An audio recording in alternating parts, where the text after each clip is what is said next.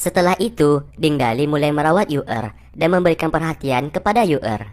Meskipun ia sudah tahu, ia sudah 2 kali ditipu olehnya. Namun tetap saja, Ding Dali bersikap baik dengannya. Sesaat, Yu'er mengatakan alasan ia keluar dari sekte iblis karena ia menentang perintah Jingwo yang menyuruhnya untuk membunuh Ding Dali. Tentu saja ucapannya itu hanyalah tipu daya, supaya Ding Dali bisa kembali percaya kepadanya. Ding Dali mengatakan ia ragu apakah harus mempercayai perkataan Yu'er atau tidak. Namun di sisi lain, ia juga seperti menyayangi Yu'er. Tentu saja Yu'er terkejut mendengarkannya. Ding Dali lalu memberikan obat tersebut dan menyuruhnya untuk beristirahat.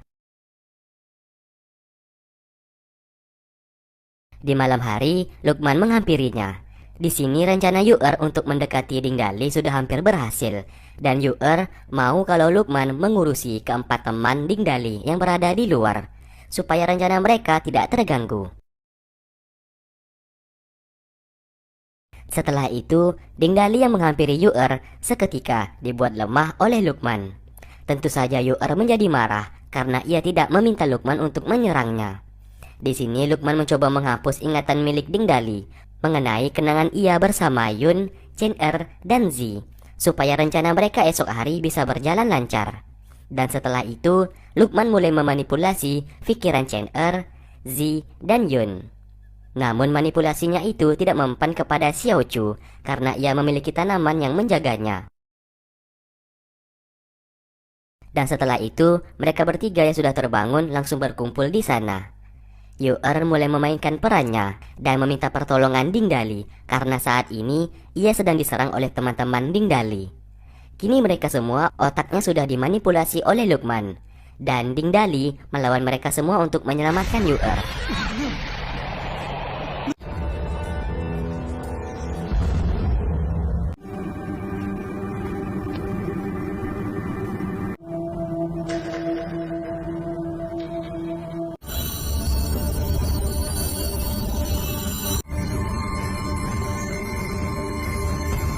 Tidak hanya itu, Chen Er, Yun, dan Zi saling membenci dan bertarung satu sama lain.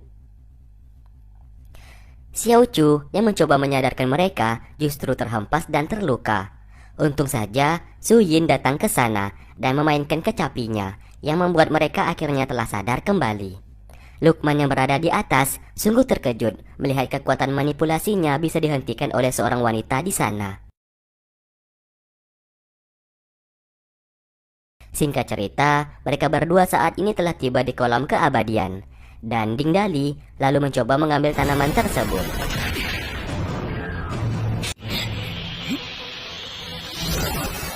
Namun ia terluka dan terjatuh. Ternyata, tanduk yang dipegang oleh Ding Dali tadi merupakan sebuah gigi ular raksasa, yang dimana apabila ia memegangnya, kekuatan batu merah padam akan bereaksi dan saling berlawanan. Hal tersebutlah nantinya akan dimanfaatkan oleh Yu'er untuk mengambil batu merah padam. Di saat ia hendak menyerang, sesaat ia berhenti. Ia pun mengatakan, di saat ia melihat Ding Dali merasa kesakitan, ia pun juga merasakan sakit tersebut, yang membuat hatinya tidak tega untuk membunuh Ding Dali. Mawar yang kebetulan berada di sana mendengarkan perkataan Yu'er. Ia pun langsung menyerangnya. Ternyata Mawar juga hendak memanfaatkan kesempatan itu untuk membunuh Yu'er dan mengambil batu merah padam, supaya Jingwo semakin bangga kepadanya.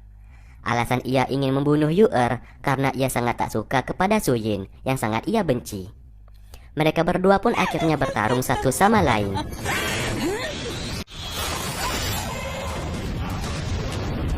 Tak lama kemudian, Su Yin datang ke sana dan menyegel batu merah padam agar tidak keluar dari tubuh Ding Dali.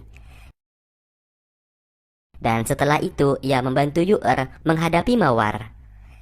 Di sini, Mawar belum pernah melihat wajah Su Yin, yang membuat ia tidak mengenal Su Yin sama sekali. Demi menyelamatkan Yu'er, akhirnya Su Yin beserta Yu'er terlempar ke sebuah jurang gara-gara Mawar. Ding Dali yang melihat Yu'er telah terjatuh ke jurang seketika menjadi marah. Alhasil, kekuatan batu merah padam kembali aktif. Ia pun menyerang Mawar secara membabi buta.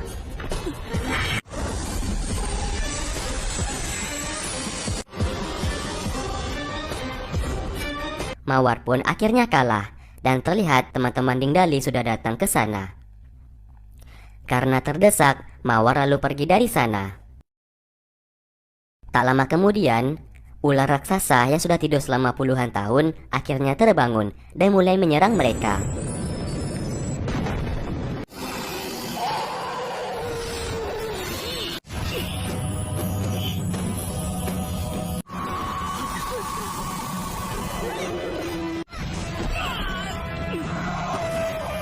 Ding Dali mencoba menusuk pedangnya tepat di kepala ular tersebut. Setelah berhasil menusukkan pedang itu, ia pun terlempar dan pingsan di sana. Di saat ular itu hendak memakannya, Xiao Chu dengan cepat berubah menjadi tanaman dan mengorbankan diri untuk dimakan. Tidak hanya itu, Xiao Chu juga meledakkan dirinya dan berhasil memusnahkan ular tersebut. Terlihat pedang milik Ding Dali seketika kembali kepadanya. Kini tanaman yang mereka cari sudah berhasil didapatkan berkat Xiao Chu yang telah mengorbankan dirinya. Mereka pun sangat bersedih melihat itu semua.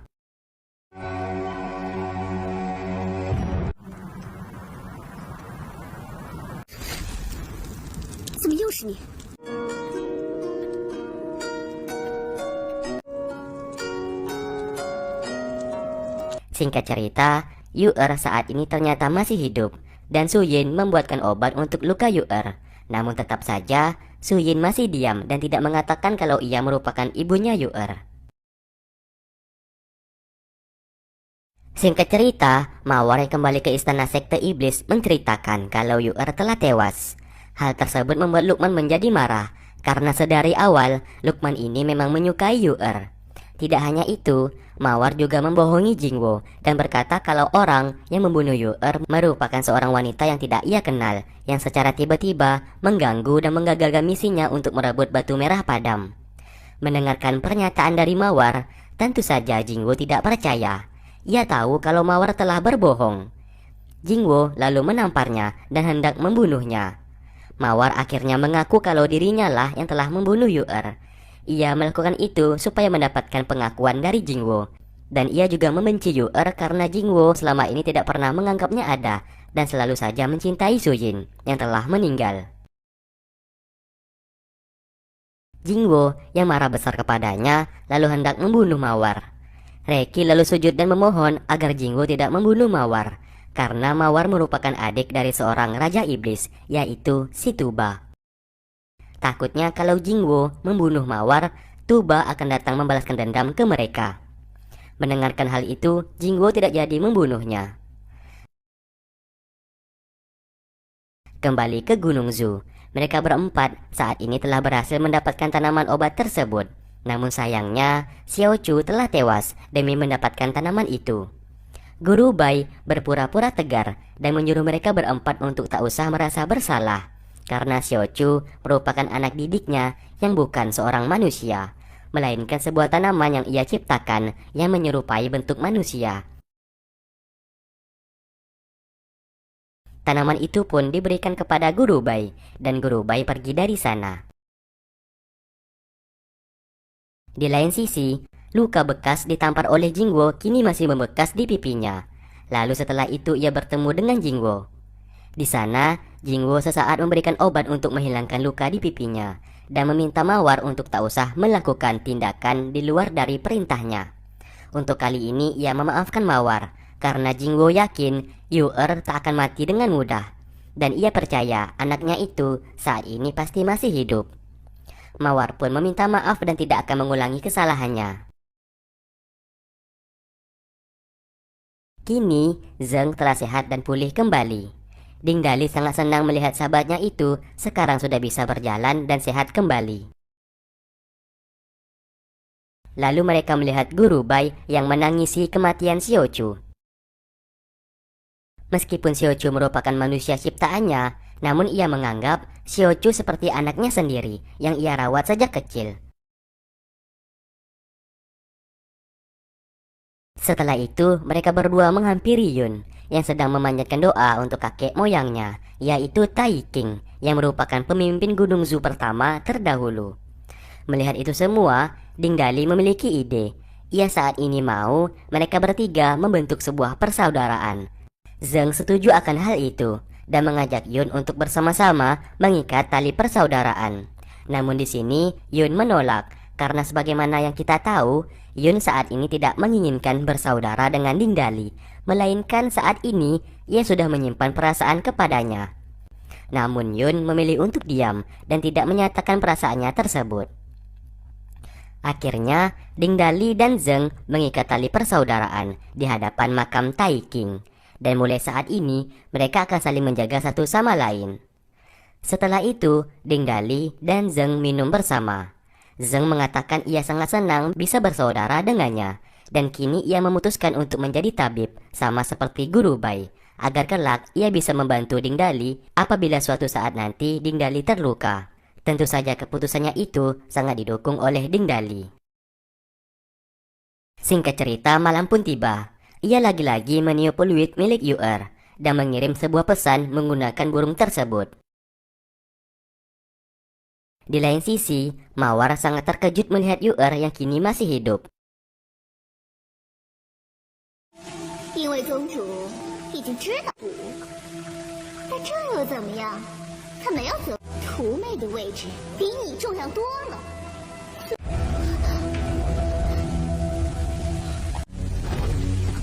女儿迟来复命。 Lalu Jingwo mengatakan ia sudah tahu tentang kejadian yang menimpa Yu'er. Misinya gagal saat ini juga bukan kesalahan Yu'er, melainkan kesalahan Mawar. Lalu Jingwo bertanya sesuatu hal, yaitu apakah Ding Dali saat ini masih mempercayai Yu'er atau tidak.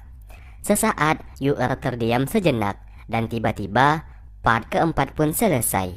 Oke, terima kasih buat kalian yang sudah stay tune terus di channel ini dan menunggu video-video yang aku upload. Sampai berjumpa di part berikutnya. Wassalamualaikum warahmatullahi wabarakatuh.